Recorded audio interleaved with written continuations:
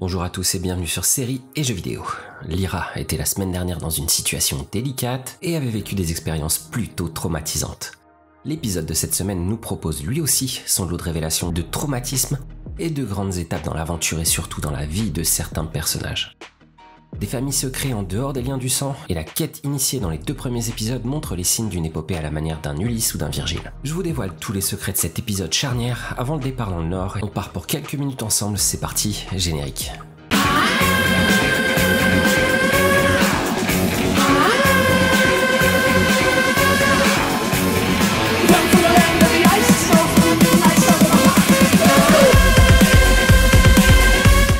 Comme je le disais dans mon intro, l'épisode nous fait voir que les liens du sang ne sont pas forcément ceux qui font qu'une famille peut se construire face à des épreuves traumatisantes et face à la peine et la douleur. Après avoir été enlevée et séquestrée dans cette camionnette, Lyra se retrouve dès le début de l'épisode sauvée et accueillie une nouvelle fois par des gens qui lui promettent de vouloir la protéger. Elle a déjà connu ça au Jordan College avant de s'apercevoir que le maître n'était pas aussi honnête qu'elle le croyait et qu'il était capable des pires choses en essayant d'empoisonner celui qu'elle croyait être son oncle à l'époque. Elle a ensuite eu un espoir presque maternel en compagnie de Miss Coulter qui paraissait si impressionnante, si intelligente et charismatique avant de découvrir qu'elle aussi était capable des pires choses. Qu'elle était violente, qu'elle était fausse, et même que c'était cette femme si parfaite qui avait lancé la campagne d'enlèvement de son ami, Roger, et des autres enfants gitans. Elle se retrouve donc dans l'impressionnant regroupement gitan sur la Tamise à Londres. Elle y retrouve certains personnages qu'elle avait certainement croisés à Oxford et une communauté qu'elle connaît au moins de loin. L'ambiance est pourtant beaucoup plus paisible pour la jeune fille et on sent qu'une certaine confiance est en train de se mettre en place entre elle et les leaders de la communauté. Elle entame d'ailleurs une discussion avec Father Coram. La discussion semble légère et sans conséquence, mais on y découvre quand même tout un tas de petits détails sur le caractère de Lyra, sur la sagesse de Coram et aussi sur les démons et leur évolution dans la vie des hommes et des femmes qu'ils accompagnent. On sait depuis le premier épisode que dans la vie d'un homme, sur ce monde au moins, quand il passe de l'enfance à l'âge adulte, son démon se stabilise dans une forme définitive qui s'aligne sur le fond de son âme et de sa personnalité. Or, Lyra explique clairement qu'elle veut battre cette limitation et qu'elle veut, comme Pan d'ailleurs, qu'il se stabilise pas. On sent que Lyra s'oppose à cette idée d'impératif et de destin et d'une sorte d'autorité générale. Elle veut autre chose. Est-ce que ça veut dire quelque chose pour l'avenir de son personnage ? Est-ce qu'elle sera capable de grandir sans que son démon stabilise ? Est-ce que c'est ça qui fait d'elle l'élu de la prophétie ? En tout cas, comme tous les héros des grandes aventures de la littérature, du cinéma ou de la télévision, Lyra refuse le destin qui lui est imposé par les codes ou par une autorité au-dessus d'elle. Luke Skywalker sait qu'il est pas fait pour rester sur Tatooine. Anakin sait qu'il peut faire plus que remporter juste des courses de potes dans le désert. Daenerys sait qu'elle a une destinée plus importante que d'aider son frère à récupérer son trône. D'Artagnan sait qu'il peut intégrer l'élite des gardes du roi et du cardinal. Ulysse se lance dans un voyage sur les mers en affrontant la colère de Poséidon. Aîné, dans la version romaine de l'Odyssée, donc par Virgile, se lance dans une quête qui part de la guerre de Troie, qui passe par les enfers et qui explique la fondation de Rome. J'ai pris quelques exemples qui se ressemblent sur un point en particulier, celui d'un héros qui sait qu'il est capable de plus, qu'il n'est pas à sa place et qui s'affirme sans aucun problème alors qu'il n'est pas forcément le premier choix dans son camp. Lyra a montré plusieurs fois depuis le début de l'aventure qu'elle accepte pas son sort de petite fille sage qui doit étudier au Jordan College. Elle cherche des complications à Oxford, elle essaye de s'évader de cette vie avec Miss Coulter. Elle se retrouve dans une communauté où elle rencontre des personnalités fortes comme Coram, mais aussi comme Jonfa, et elle montre dès le départ qu'elle n'est pas impressionnée par eux. Cette gamine, qui a que 12 ans, elle est capable de tenir tête à une assemblée complète de gitans qui la pointent du doigt comme une étrangère, et elle arrive à retourner la situation en se positionnant comme celle qui réussit à motiver tout le monde, en montrant qu'elle fait partie de la famille au même titre que les autres, parce qu'elle a souffert comme eux et parce qu'ils ont le même ennemi et le même but. Le moment dont je parle se déroule sur le bateau de la communauté gitane à un moment ultra dramatique et théâtral où Jonfa s'impose pour la première fois de la série comme le vrai leader des gitans. Je vous l'avais dit à l'époque quand j'avais présenté Jonfa, je vous avais dit qu'il allait monter en puissance. Voilà, je pense que l'image est claire. Hein. Il essaye de proposer sagement d'abord l'idée d'un départ dans le Nord pour retrouver les enfants et affronter les enfourneurs. Mais le ton y était pas, et Raymond Van Garrett s'oppose parce qu'il exprime la peur d'une partie du groupe, mais il se positionne comme une sorte d'opposition et prépare peut-être le terrain pour marquer les esprits. Je sais pas si le personnage va prendre de l'importance, mais si des difficultés apparaissent dans l'aventure nordique, c'est certain que les mots qu'il a prononcés sur le bateau auront semé une graine de doute chez certains. Mais en tout cas, on voit que grâce à Lyra d'abord, et ensuite grâce à une envolée lyrique de Jonfa, les gitans n'attendaient juste qu'un petit peu de nerfs, un peu de poigne, pour se lancer dans ce qui ressemble à une véritable déclaration de guerre contre la faction dirigée par Coulter, et très certainement plus tard contre le magistérium en général qui est derrière tout ça. Et le discours de Jonfa se termine rythmé par des bruits de bottes qui font monter la tension et qui lui donnent un aspect militaire. En tout cas à ce moment j'ai eu des frissons parce qu'on sent tout le groupe qui fait plus qu'un et ça va être un sacré bordel dans le Nord dans les épisodes qui arrivent. L'unité du groupe est prenante et Coram donne la direction. Ce sera Trollesund à la rencontre des sorcières. Bien sûr, cet épisode a laissé une part importante au regroupement des gitans et à l'intégration de Lyra, presque comme si elle devenait un acteur primordial et capable d'orienter le groupe. Mais encore une fois, j'ai envie de dire comme à chaque fois, je retrouvais Miss Coulter et tous les mystères qui entourent son personnage, presque avec admiration. Ruth Wilson réalise dans ce rôle une performance assez impressionnante, parce que Coulter est toujours aussi séduisante, mais elle est en même temps froide, terrifiante, et elle garde cette part de mystère qui la rend presque fascinante. Encore une fois, sa relation avec son singe doré a démontré qu'il y avait comme un bug dans le programme. Ils sont liés d'accord, mais leur relation a rien à voir avec les autres démons. Et comme je le suspectais depuis le départ, avec ce comportement presque maternel, un peu tordu et terriblement maladroit, on découvre grâce à la discussion entre Lyra et Macosta, sur laquelle je reviendrai un petit peu plus tard, qu'elle est la mère de Lyra et que ce qu'elle avait avoué sur le fait qu'Azriel était son père est bel et bien validé, même s'il n'y avait pas vraiment de doute sur le sujet. Mais Macosta ne fait pas que lui dire que Coulter est sa mère. Elle ajoute pas mal de détails très importants et qui ouvrent d'autres pistes et d'autres mystères pour la suite de l'aventure. On découvre donc qu'Azriel et Marisa Coulter ont eu une aventure dans le Nord, une grande histoire d'amour, mais la mère de Lyra était mariée à l'époque à un certain Edward Coulter. Elle est revenue enceinte et quand elle a accouché, son mari s'est rendu compte qu'il n'y avait aucune ressemblance entre lui et le bébé. Lyra a donc été cachée, ils ont même essayé de la faire passer pour morte, mais le mari trompé était fou de rage, donc il s'est lancé à sa recherche, et quand il l'a trouvée, il a essayé de la tuer alors qu'elle était recueillie par les gitans. Azriel s'est donc interposé et a tué cet Edward Coulter. Au final, Marisa Coulter s'est donc écartée d'elle-même de ce bébé et a été traitée comme une paria pendant une longue période. On sait donc que Coulter est son nom de femme mariée, mais on connaît pas son nom de jeune fille encore. On sait également qu'elle était avec un certain Edward Coulter, mais on sait pas de qui il s'agit réellement. On sait juste que c'est un homme riche et influent. Est-ce que cette histoire va refaire surface d'une manière ou d'une autre? Est-ce que le nom de jeune fille de Marisa Coulter va révéler encore d'autres détails importants? Ou alors est-ce que ça a aucune importance et que je m'enflamme pour rien du tout? On comprend, grâce à cette histoire, une partie des travers du personnage et on peut deviner que cette séparation plus ou moins forcée l'a traumatisée.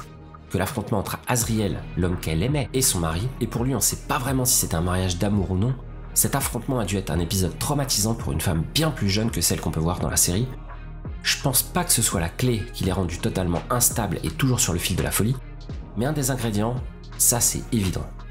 Et la scène qui suit immédiatement la révélation de Macosta nous montre parfaitement l'impact qu'a pu avoir sur elle le fait d'abandonner sa fille, de la retrouver et de la perdre encore une fois par sa faute. On la retrouve à son appartement seule, totalement déprimée sur le bord du balcon. Elle est concrètement et mentalement au bord du précipice. Et encore une fois, sa relation particulière avec son démon est représentée à l'écran. Elle prend des risques volontairement dehors, alors que l'animal la regarde passivement de l'intérieur avec un air d'impuissance. Si la scène avait été avec Lyra par exemple, Pan aurait tout fait pour la persuader de rentrer. Déjà il aurait parlé, ce que le singe n'a pas fait une seule fois depuis le début de la série. J'ai voulu vérifier d'ailleurs si le singe parlait, et pour pas m'auto-spoiler, même si en faisant les recherches pour préparer mes vidéos, je me suis un peu ruiné une partie des surprises principales de la série, j'ai pu voir qu'au casting, une voix avait été engagée pour le personnage du singe doré de Miss Coulter. L'acteur s'appelle Bryan Fischer en VO. L'acteur est plus ou moins connu, mais en tout cas une voix a été prévue pour lui, donc il est censé parler au moins une fois dans la série. On voit par contre qu'il a quand même une réaction quand elle manque de tomber. Maintenant reste à savoir si à ce moment précis, c'est le démon qui a peur pour lui-même, ou alors s'il a peur pour elle et qu'il a de son côté un lien avec elle. À les observer de toute façon, on dirait vraiment que c'est du côté de Marisa Coulter qu'il y a une fracture, mais je suis curieux de savoir ce qui va en sortir. Il reste encore deux détails qui ressortent de l'épisode sur celle qui a l'air de prendre la place du grand vilain de l'aventure. D'abord un détail, quand elle découvre Tony et Ben dans son appartement, et je vais revenir dessus un petit peu plus tard. Au moment où elle combat Benjamin, on voit que même si le lien est quasi absent entre l'animal et elle, il y a quand même une ressemblance flagrante entre son comportement physique et celui de l'animal. On voit que quand elle frappe le gitan, elle le fait frénétiquement comme le ferait un primate, avec une notion de soumission, un peu comme quand l'animal attrape le démon de Lyra dans l'épisode de la semaine dernière. Et le deuxième détail, qui a absolument rien à voir, la montre à la fin de l'épisode très proche de l'ordre boréal. Ils ont tous les deux une forte complicité, et soit ils travaillent ensemble dans le cadre du General Oblation Board, ce qui serait totalement crédible, soit il y a quelque chose, ou alors il y a eu quelque chose entre eux, d'un peu plus physique. En tout cas, je suis persuadé qu'il va y avoir alliance entre eux dans les épisodes à venir, parce que leurs deux trames paraissent aussi importantes l'une que l'autre dans le scénario global. Et vu la classe et le charisme qu'ils ont l'un comme l'autre, j'imagine qu'il vaudra mieux pas se retrouver en face sans avoir été un tantinet préparé à l'avance. Après, en parallèle de ces deux super vilains bien tordus, d'autres personnages avaient été introduits et étaient restés un petit peu en retrait. Macosta en faisait partie et on voyait en elle la mère éplorée qui servait juste à mettre un peu de souffrance à l'écran autour de la disparition du petit Billy. Bien sûr, c'est elle qui révèle à Lyra que Coulter est sa mère, c'est déjà un rôle important dans l'aventure de la jeune fille, mais quand elle lui glisse qu'elle avait été laissée sous la surveillance d'une nourrice gitane, le lien était à ce moment évident. On découvre qu'elle a été la seule à avoir eu avec Lyra ce qu'on peut appeler un rôle maternel totalement désintéressé. Je pense même que ça la met plus ou moins en danger par rapport à Miss Coulter parce qu'elle restera pour toujours la seule femme qui s'est occupée de sa fille comme aurait dû le faire une mère. J'ose même pas imaginer un tête-à-tête entre les deux femmes et le résultat que ça impliquerait pour la gitane. On remarque tout de suite que le lien passe parfaitement entre elle et Lyra. Il y a une connexion visible entre les deux. Elle sait comment la prendre et surtout quoi lui dire pour la calmer. En tout cas, c'est pas plus mal qu'une personne dans l'aventure joue le rôle de support psychologique pour cette pauvre gamine, parce que je pense qu'elle va en avoir besoin, et que les épreuves pénibles qui vont arriver vont être bien plus difficiles que ce qu'elle a pu connaître jusqu'à maintenant. Anne-Marie Duff réussit parfaitement à interpréter cette femme forte et pratique, avec un mix entre la fragilité de la mère paniquée par la perte de son jeune fils et la femme forte qui a connu la souffrance et qui sait parfaitement tenir tête aux hommes de la communauté gitane. À côté de ces trois femmes fortes que sont Lyra, Coulter et Macosta, on se rend compte que le titre de l'épisode pouvait pas être plus parlant sur son contenu. Spies, ou les espions, colle à la perfection sur de nombreux points. On voit que les deux jeunes gitans, Ben et Tony, qui se lancent dans une mission ultra risquée pour récupérer les documents importants qui pourraient incriminer Miss Coulter, mais qui pourraient aussi aider le groupe à savoir dans quelle direction partir pour récupérer les pauvres gamins retenus en otage. Mais il n'y a pas que ce passage qui fait écho au titre espion. Il y a aussi l'envoi des scarabées espions par Miss Coulter, qui avait pour mission de retrouver la jeune fille. En VO, ils sont appelés Spyfly, et je trouve pas que l'image colle parfaitement au nom. A priori, dans les livres, on découvre des insectes bien plus rapides et impressionnants que ces deux scarabées mécanisés. On voit aussi que Boreal mène une mission solo qui ressemble totalement à un espion, qui active toutes ses sources pour découvrir des secrets sur Grumman ou sur Azriel, mais là aussi j'y reviendrai un petit peu plus tard. Mais il y a un point en particulier sur lequel je veux insister encore une fois. J'en ai déjà parlé pour le premier épisode, j'en ai encore parlé dans le second épisode, à propos de la prise d'assaut de la planque des enfourneurs à Londres, qui avait été grillée avant leur arrivée. On découvre dans cet épisode à 2 reprises des détails qui me persuadent de plus en plus dans l'idée que la communauté gitane est infiltrée par une taupe du Magisterium. La perquisition et l'arrivée en masse des hommes du Magisterium sur les péniches au début de l'épisode sont trop bien organisés pour avoir été improvisés ou avoir été lancés juste après avoir remarqué le regroupement de 3 pauvres navires accostés tranquillement. Cette scène est incroyable de tension et les chasseurs du Magisterium accompagnés de leurs chiens démons terrifiants paraissent implacables. On ressent la peur sur tous les visages et les tentatives de Macosta pour détourner l'attention des agents et des chasseurs sur elle est un peu désespérée en voyant l'animal qui se rapproche petit à petit de la cachette où est planquée la pauvre Lyra. Je comprends pas par contre comment le chien peut pas renifler une fille et son démon qui sont à quelques mètres de lui. C'est la seule faiblesse de ce moment. Je pense qu'un détail aurait pu être ajouté pour expliquer pourquoi il zappe complètement sa cible principale, mais bon je pinaille parce qu'on vit la tension avec le groupe face à des chasseurs avec leurs vestes en cuir qui ressemblent étrangement aux agents SS qu'on peut parfois voir au cinéma. Bien évidemment le titre de l'épisode est lié à l'intervention des 2 espions aspirants. Ils sont pas impressionnants et pros comme peut l'être Boreal dans son entreprise pour découvrir la véritable identité de ce Grumman qui reste un mystère pour tout le monde. Sauf les lecteurs bien sûr, mais ils ont pas le droit de jouer, ils connaissent déjà les réponses. En tout cas, toutes les enquêtes qui ont été menées par les gitans sur la mission secrète de Coulter et de ses enfourneurs permettent finalement de conclure que la suite de l'aventure va se diriger dans le nord. Dès le départ de l'épisode, Ben prend les commandes de l'interrogatoire du criminel qui a tenté d'enlever la pauvre Lyra. On sent qu'il a des désirs de prendre des responsabilités dans la communauté et qu'il cherche la reconnaissance de la part de John Fa qui a l'air d'être un modèle pour lui. Les résultats de l'interrogatoire sont malheureusement pas à la hauteur des attentes du groupe, mais l'information leur parvient quand même grâce à Lyra qui leur dévoile quelques détails très importants au sujet des découvertes qu'elle a pu faire dans le bureau de sa mère dans l'épisode précédent. Elle confirme que les enfants se dirigent vers le nord et elle ajoute les détails au sujet de la station et de ce qui pourrait s'y passer. Elle a pas tout compris, ou alors elle garde encore quelques éléments pour elle, mais certains points semblent pas être abordés. Par contre, quand elle parle des documents qu'elle a repérés dans le tiroir de Miss Coulter, on voit tout de suite que Ben est visiblement intéressé, et il y voit un bon moyen de pouvoir montrer aux autres qu'il peut faire des merveilles et accélérer un petit peu l'enquête. Il trouve ensuite chez Tony Costa un bon client pour monter une mission d'infiltration en pénétrant par effraction dans l'appartement de cette sombre et dangereuse femme qui est à la tête d'une sorte de sombre milice capable des actes les plus choquants. Cette nuit-là, contre les instructions explicites de Farder Coram et John Fa, Benjamin se dirige avec Tony Costa pour pénétrer dans l'appartement de Miss Coulter, pour voler les papiers. Lyra est réveillée, et alors qu'elle joue avec l'alétiomètre, elle remarque Tony qui est en train de partir discrète. À ce moment-là, il y a une discussion entre les deux, et elle accepte de pas le balancer, et elle va même jusqu'à lui transmettre des informations importantes sur l'endroit où chercher dans le tiroir du bureau de Miss Coulter. Par contre, ce qui est bizarre, c'est qu'elle oublie de mentionner les conduits d'aération. Du coup, dans l'appartement de Miss Coulter, la tentative des 2 garçons devient rapidement compliquée à cause du singe qui les détecte et se met à hurler pour donner l'alerte. Miss Coulter montre encore une fois qu'il faut pas la prendre pour une faible jeune femme, et même si Tony réussit à s'échapper par la fenêtre avec une feuille qu'il a réussi à récupérer, il y a un affrontement entre Ben et elle qui tourne pas vraiment à l'avantage du gitan parce qu'elle était armée, d'accord, et elle cherche juste à le plomber sur place parce qu'elle a très certainement une idée en tête. Elle veut l'interroger comme il a interrogé l'enfourneur au début de l'épisode. J'en parlais tout à l'heure, dans le combat, on voit le fond du caractère de Miss Coulter et elle laisse ressortir le côté primal de sa réaction avec des gestes qui ressemblent parfaitement à ceux d'un chimpanzé par exemple.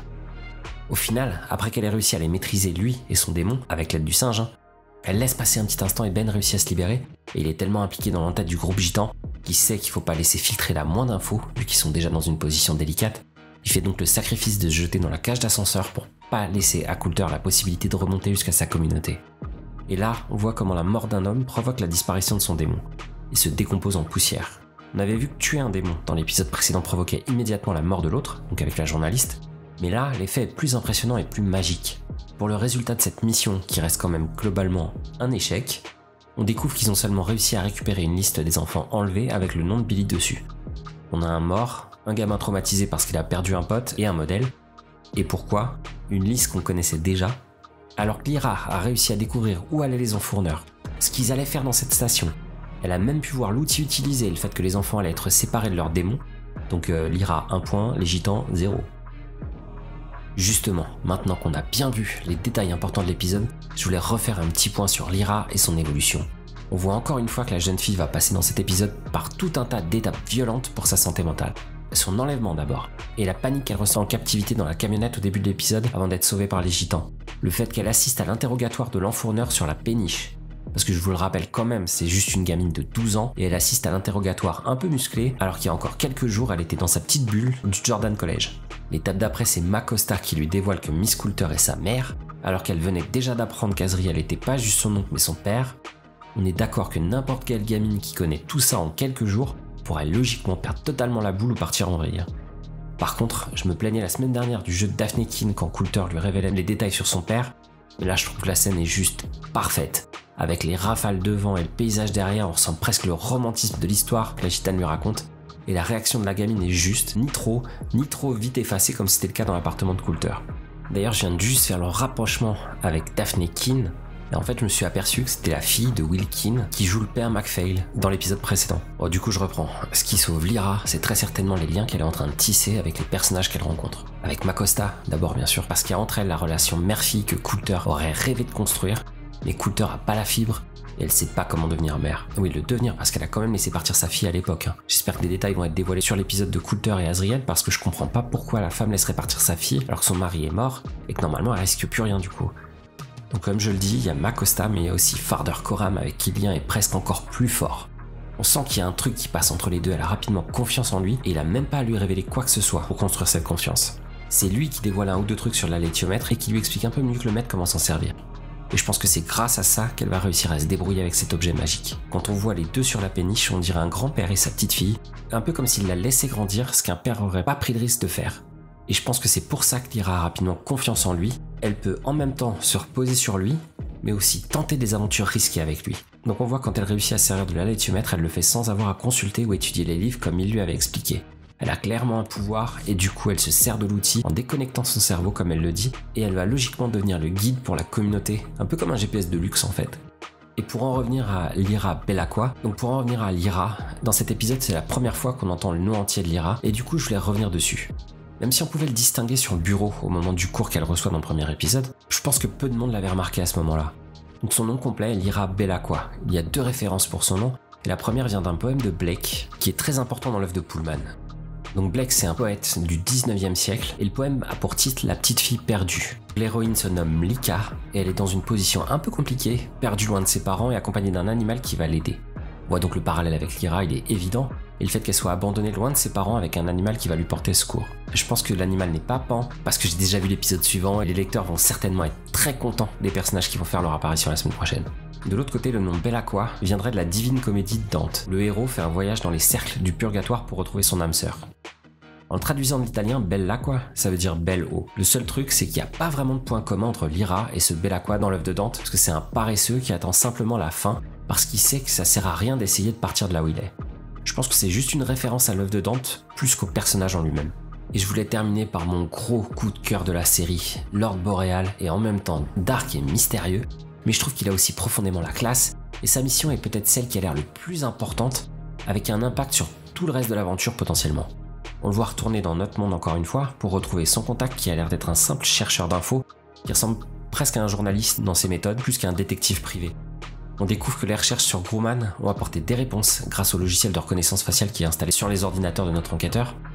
On apprend donc que l'homme qui était censé être Grumman s'appelle en fait John Parry, et que c'était un ancien commando et un colonel chez les Marines qui a disparu il y a 13 ans dans le nord en Alaska. Quand j'ai vu les photos, j'ai cru que j'allais tomber de ma chaise parce que l'acteur qui interprète le personnage, c'est le Moriarty de Sherlock Holmes, un des vilains à la télé les plus classes et les plus tordus de l'histoire des séries. D'ailleurs, j'ai fait il y a quelques temps un top des pires vilains, et je vous spoil pas, mais le personnage est plutôt bien placé dans mon top 10 de l'époque, et je pense qu'il va garder sa place pendant un bon bout de temps. Mais Andrew Scott, l'acteur, a aussi joué dans Fleabag, où il est génial et super drôle, et du coup je l'attends avec impatience parce que je pense que son personnage va avoir un poids assez important dans l'aventure, sinon ce sera un énorme gâchis. Donc ce John Parry a passé 14 ans chez les Marines, il est né dans notre monde, il aurait réussi à voyager dans le monde de Boréal via un passage qu'il aurait peut-être été le premier à découvrir. Il avait une femme et un enfant qui seraient toujours vivants, même si la femme aurait, d'après le deuxième enquêteur, qui lui ressemble plus à un privé, elle aurait une santé mentale fragile et elle aurait déjà fait des allers-retours dans les hôpitaux psychiatriques. On n'apprend rien sur l'enfant chez le premier contact, mais quand Boréal rencontre son privé, on découvre sa tête et on découvre qu'il s'agit d'un certain Will Parry, qui est interprété par Amir Wilson.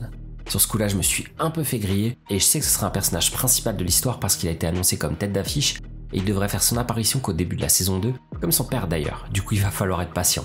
Donc pour revenir sur l'enquête de Boréal, on sait pas vraiment ce qu'il cherche et dans quelle direction tout ça va partir, et surtout les conséquences que ça va avoir pour le reste de l'aventure. Je crois que c'est la partie qui me hype le plus parce qu'il y a une notion de mystère, et on a vraiment l'impression que ça va être grave et du très lourd pour tout le monde. Voilà, c'est terminé pour cette semaine, merci d'avoir suivi la vidéo. Cet épisode était une étape avant des choses bien plus graves, et même si tous les personnages ne sont pas encore dévoilés, la semaine prochaine va bien nous faire avancer sur ce point précis. Je m'attache pratiquement à tous les personnages, et même si John Fa était un peu en retrait jusque-là, je trouve qu'il a pris de l'ampleur et de la densité, et je suis impatient de le voir en situation de combat. J'espère que vous aurez aimé cette analyse et je vous demanderai, en plus de me lâcher un petit pouce en l'air, de partager autour de vous mon travail sur tous les réseaux sociaux, parce que la visibilité est essentielle pour permettre à la chaîne de grandir. Si vous voulez être averti de la prochaine vidéo, abonnez-vous et cliquez surtout sur la cloche. Mon compte Twitter vous permet d'être à jour dans l'actualité de toutes les séries et de mes jeux favoris. Vous pouvez vous abonner, vous pouvez également me retrouver sur Instagram où je poste régulièrement tout un tas de délires sur l'actu et les jeux vidéo. C'est aussi là que vous avez le droit toutes les semaines au programme des vidéos qui arrivent et je vais essayer de continuer à maintenir le rythme autant que possible à 2 vidéos par semaine, même s'il y aura un petit décalage dans les jours. Pour aider la chaîne, vous avez mon compte Utip, vous pouvez passer quelques secondes pour regarder des vidéos qui me feront gagner quelques centimes sans que vous dépensiez quoi que ce soit de votre côté. Et enfin Tipeee, où vous pouvez vous délester de quelques euros si vous en avez en trop pour m'aider dans mes projets.